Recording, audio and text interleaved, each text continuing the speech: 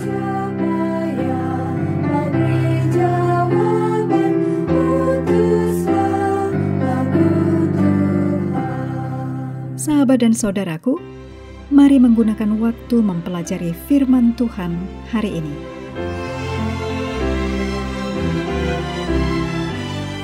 Hari Kamis tanggal 15 Mei, judulnya Kejatuhan Lusifer. Kita mulai dengan doa singkat yang didasarkan dari Yohanes 17 ayat 3. Inilah hidup yang kekal itu, yaitu bahwa mereka mengenal Engkau, satu-satunya Allah yang benar, dan mengenal Yesus Kristus, yang telah Engkau utus. Amin.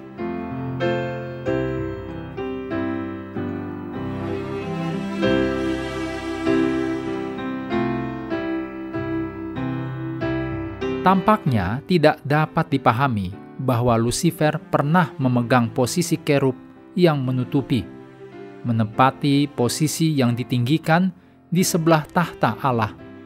Tentunya keberadaannya sebenarnya akan membantu mengungkapkan kemuliaan Tuhan kepada alam semesta. Sebaliknya, Lusifer mulai memikirkan kemuliaannya sendiri, bukan kemuliaan penciptanya.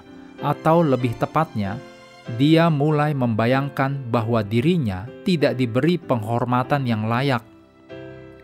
Dalam Yehezkiel 28 ayat 11-17 dan Yesaya 14 ayat 12-14 dijelaskan hal yang menyebabkan kejatuhan Lusifer.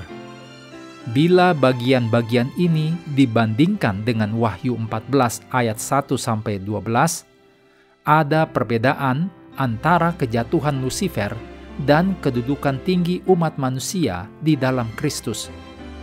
Perhatikan bagaimana Lusifer disingkirkan dari gunung yang kudus, sementara orang-orang yang ditebus berdiri di Gunung Sion bersama anak domba Allah. Lusifer dikatakan pernah berada di Eden. Ras manusia juga pernah ada di Eden. Tetapi berbeda dengan nasib iblis.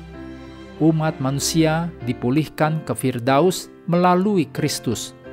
Ditulis dalam Wahyu 22 ayat 1-3.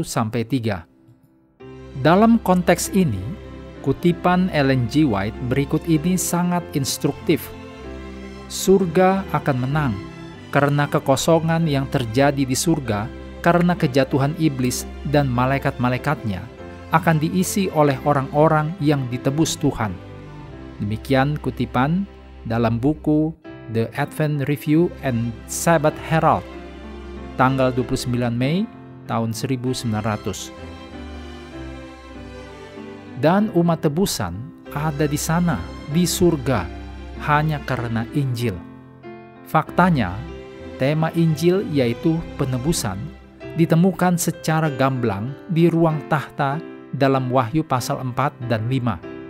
Misalnya, para malaikat berseru, "Engkau layak menerima gulungan kitab itu dan membuka meterai-meterainya, karena engkau telah disembelih, dan dengan darahmu engkau telah membeli mereka bagi Allah dari tiap-tiap suku dan bahasa dan kaum dan bangsa." Wahyu 5 ayat 9.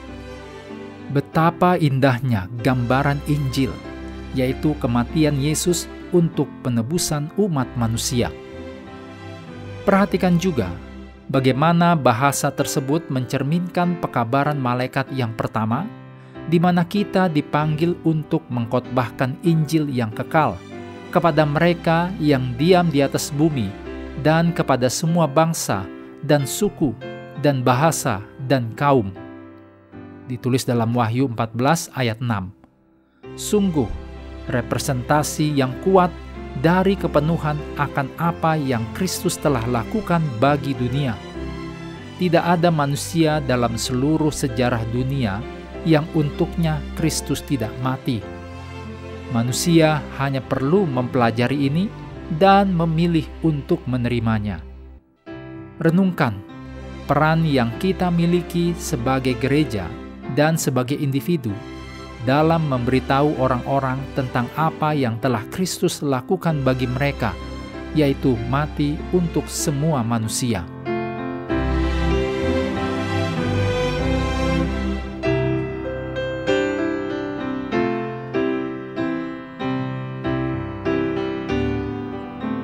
Mengakhiri pelajaran hari ini, mari kembali ke ayat inti, Yesaya 6 ayat 8.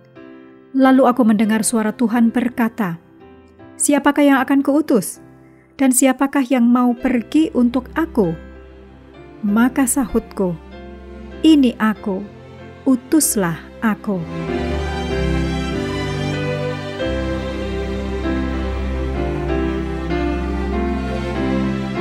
Sahabat juga perlu melengkapi waktu untuk bersekutu dengan Tuhan setiap hari dengan bacaan Alkitab sedunia.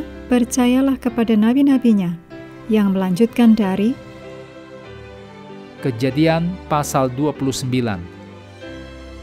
Tuhan memberkati kita semua.